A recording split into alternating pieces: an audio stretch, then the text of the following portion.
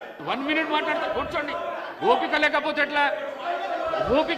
ఎట్లా అధ్యక్ష 2 గంటలు సభని 2 hours మీరు ఏం చెప్తారు వినుకుంటా ఈ రకంగా నిన్నట్టు చూస్తున్నాం అధ్యక్ష. కావాలని లేకుండా కూర్చున్నారు. బుల్డోజ్ చేసి మీ ఇష్టం వచ్చినట్టు డిక్టేట్ చేస్తా అంటే అది కరెక్ట్ కాదు అధ్యక్ష.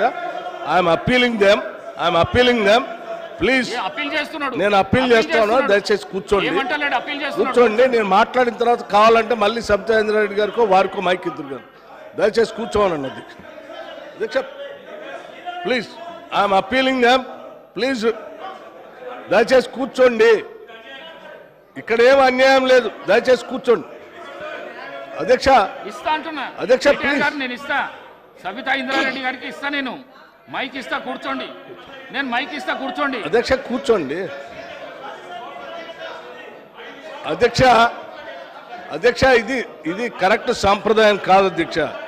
ఏదో రకంగా తొండిగా సభని మా ఇష్టం వచ్చినట్టు మేము అల్లరి చేస్తామంటే ఇది కరెక్ట్ కాదు అధ్యక్ష. దయచేసి నేను విజ్ఞప్తి చేస్తా ఉన్నాను, పదే విజ్ఞప్తి చేస్తున్నాను, దయచేసి కూర్చోండి అధ్యక్ష. దయచేసి ప్లీజ్ వారిని ఒక్క నిమిషం అధ్యక్ష దయచేసి కూర్చోండి. నేను మాట్లాడిన తర్వాత మళ్ళీ వారికి మైక్ ఇద్దరు కానీ సార్ దయచేసి మీరు కూర్చోండి. నేను మాట్లాడిన తర్వాత సార్ ప్లీజ్ 2 నిమిషం, 1 నిమిషం కూర్చోండి. దయచేసి కూర్చోండి దయచేసి కూర్చోండి అధ్యక్ష. ప్లీజ్ కూర్చోండి అధ్యక్ష. నేను సబితా ఇంద్రారెడ్డి గారు మాట్లాడింది చూశాను అధ్యక్ష. చాలా ఆవేదన భరితంగా బాధతో వారి సభలో మాట్లాడుతూ ఉంటే చూసి సరే వారి బాధ ఏంటో ఒకసారి నేను కూడా మాట్లాడదామని వచ్చాను అధ్యక్ష. కాంగ్రెస్ పార్టీలో 2004 కంటే ముందు వేరే పార్టీలో ఉన్నటువంటి సబితా ఇంద్రారెడ్డి గారిని కాంగ్రెస్ పార్టీలో చేర్చుకొని టిక్కెట్ ఇచ్చి వారిని 5 సంవత్సరాలు ఫుల్ ఫ్లెడ్జ్డ్గా మంత్రి చేసి 2009లో మళ్ళీ టికెట్ ఇచ్చి మళ్ళీ మంత్రి చేసి ఒక దశాబ్ద కాలం అధ్యక్ష అత్యంత ముఖ్యమైనటువంటి పోర్ట్ఫోలియోలు వారికి ఇచ్చి ఒక దశాబ్ద కాలం వారు మంత్రిగా కాంగ్రెస్ పార్టీ చేసింది అధ్యక్ష. 2009 నుంచి 2014 వరకు మంత్రిగా ఉన్నటువంటి సబితా ఇంద్రారెడ్డి గారికి 2014లో కూడా కాంగ్రెస్ పార్టీ టికెట్ ఇచ్చింది అధ్యక్ష. సరే దురదృష్టమో అదృష్టమో 2014లో కాంగ్రెస్ పార్టీ అధికారంలో రాలేదు, టీఆర్ఎస్ పార్టీ అధికారంలోకి వచ్చింది అధ్యక్ష. కాంగ్రెస్ పార్టీ బాగా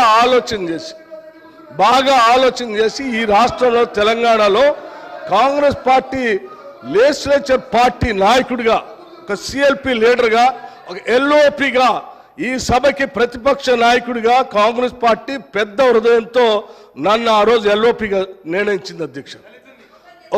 ఒక బలహీన వర్గాల దళిత వర్గానికి సంబంధించిన నన్ను ఒక సిఎల్పి లీడర్గా చేసి ఈ రాష్ట్ర చరిత్రలో ఇంతవరకు సిఎల్పి లీడర్గా ఏ దళితుడిని చేయలేదు అధ్యక్ష.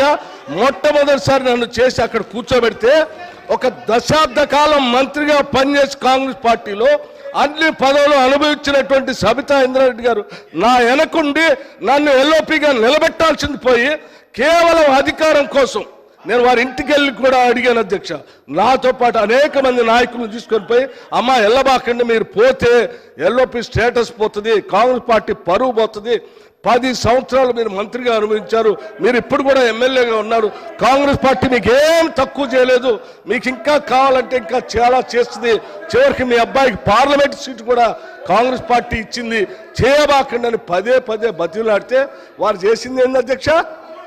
ఒక్కసారైనా ఆలోచన చేశారా మీరు? ఏం ఆలోచన చేశారు అధ్యక్ష? నీ అధికారం కోసం, మీ స్వార్థం కోసం కాంగ్రెస్ పార్టీ నిర్ణయం కాదని ఈ రాష్ట్ర చరిత్రలో ఎవరిని చేయలేకుండా నన్ను సిఎల్పి లీడర్గా చేస్తే అది లేకుండా చేయటం కోసం వదిలిపెట్టిపోయి టీఆర్ఎస్ పార్టీలో చేరినటువంటి వారు ఇవాళ బాధపడుతూ